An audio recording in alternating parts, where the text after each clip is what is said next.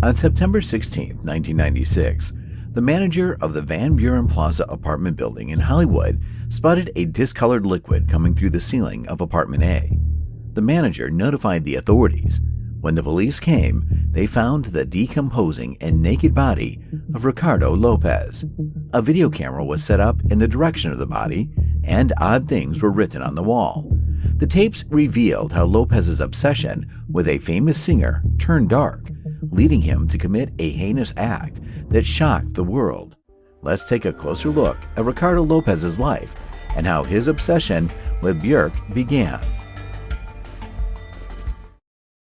Ricardo Lopez was born on January 14, 1975, in Montevideo, Uruguay, and later moved with his family to Georgia in the United States. The Lopezes were a tight-knit family. Ricardo was particularly close with his mom, who was 40 when she gave birth to him. He was known as a well-mannered, polite, and shy young man. He wasn't very comfortable in social situations, and making friends at school was tough. As a result, he had a small number of male friends.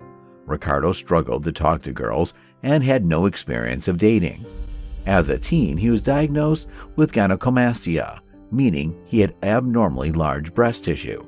The effects were primarily cosmetic, but one can't deny the psychological effects of such a condition on a growing boy. At 17, he became more and more drawn into his own world and used art to cope with his loneliness. He became fixated on celebrities and their lives and became obsessed with Gina Davis for a short while before discovering she was getting married.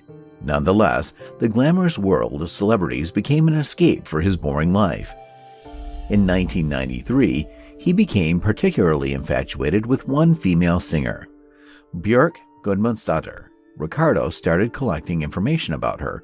He plastered his walls with her pictures and started making artwork using the girl's image.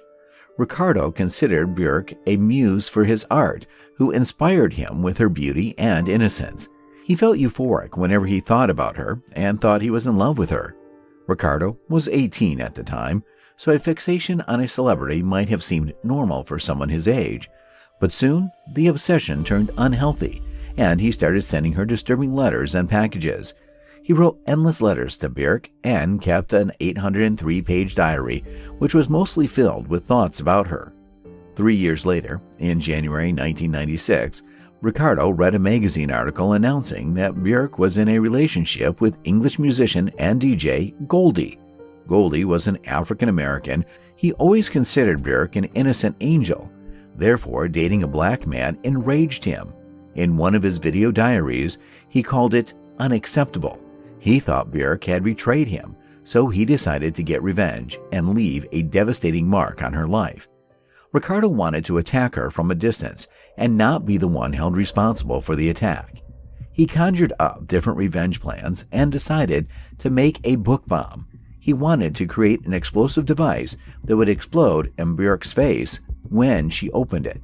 His original idea was to create an explosive device that would give Bjork HIV. The bomb would be full of hypodermic needles, which contained infected blood. Ideally, the bomb would puncture her skin and the virus would spread. This is under the premise that if he can't have her, no one can. However, Ricardo wasn't able to acquire all the materials needed to create this bomb. Now, he decided to make an acid bomb. He hoped the sulfuric acid from the bomb would ruin Bjork's look so she would think of him every time she looked in the mirror. Having no criminal history and using his job as a pest control worker, he found it easy to obtain sulfuric acid and other chemicals.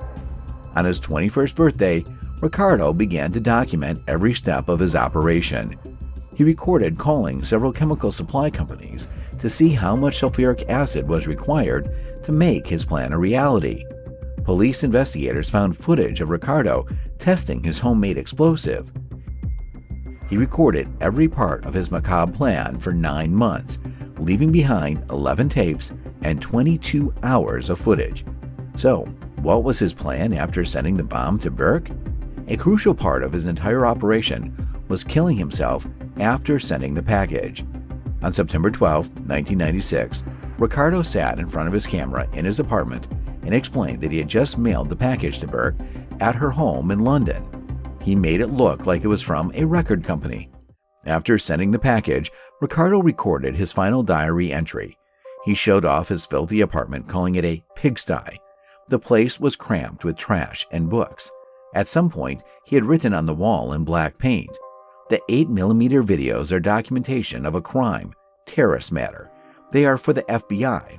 On the wall behind him, he had written the words, "The best of me," on a whiteboard placed there so that when he shot himself, his remains would splatter across it. He then covered his face with red, green, and black grease paint, looking like some primitive warrior. Finally, he shaved his head with an electric razor. In the last few moments before he pulled the trigger, he admitted that he was nervous and tried to psych himself up to do it. He sat as Bjork's song, "I Remember You," played in the background. He then took some deep breaths and said, "This is for you," and put the gun in his mouth and fired. His body then slumped to the floor. 4 days later, on September 16, 1996, the police were called by the manager of Ricardo's apartment building.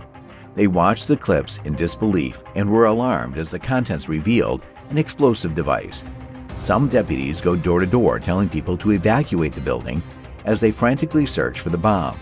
After several hours, the police discovered that Ricardo had sent the package to Bjork's address in London a few days earlier. They knew the package would take a few days to get there, and they only had a number of hours left. The authorities immediately contacted the Metropolitan Police in the United Kingdom. Fortunately, Scotland Yard in London had a system for checking suspicious packages, and they were alerted just in time. They found the package before it reached Bjork, and the device was detonated. They found that the device not only worked, but it sprayed sulfuric acid in all directions, meaning that if Bjork had opened it, she would have not only been horrifically disfigured, but possibly killed, and anyone else who happened to be with her at the time would have been harmed. The Bjork Stalker sent the world into a frenzy and deeply affected the perception of celebrities regarding their fans. Bjork released a statement once the news of the attempt on her life broke through to the tabloids. She appeared visibly shaken, distressed, yet utterly compassionate when leaving her house. In an interview, Bjork said she was very distressed by the incident. She said, "It's terrible, very terrible. It's a very sad thing that someone would shoot his face off." She expressed her grief about the whole situation and sent special wishes to Lopez's family. The Lopez family stated that they'd known about Ricardo's fascination with the singer, but never could imagine he'd be capable of such violent crimes. Bjork also spoke about the need for more empathy towards those who struggle with mental health issues. After the incident, Bjork left London and went to Spain to record a new album. She also hired security for her son, which indicates the fear she must be feeling. In an extremely twisted and sad tale, a man who had lost most of his friends and family found solace in an artist and her work. Ricardo clearly needed professional help. He hadn't been able to cope with his low esteem, leading him down a destructive path. Unhealthy infatuation with celebrities is not a new concept in the world of stars. Sadly, artists with substantial fame often become the subjects of obsessive behavior. While several situations resolve without significant damage, a handful does end tragically. Ricardo's actions had a profound impact, not only on Bjork but also on his family and the wider community. The case serves as a stark reminder of the dangers of celebrity culture and the destructive power of obsession. It also highlights the importance of providing mental health support to all individuals, regardless of their social status. As always, thank you for watching this video. Press the like button and subscribe to our YouTube channel to learn more about such disturbing cases.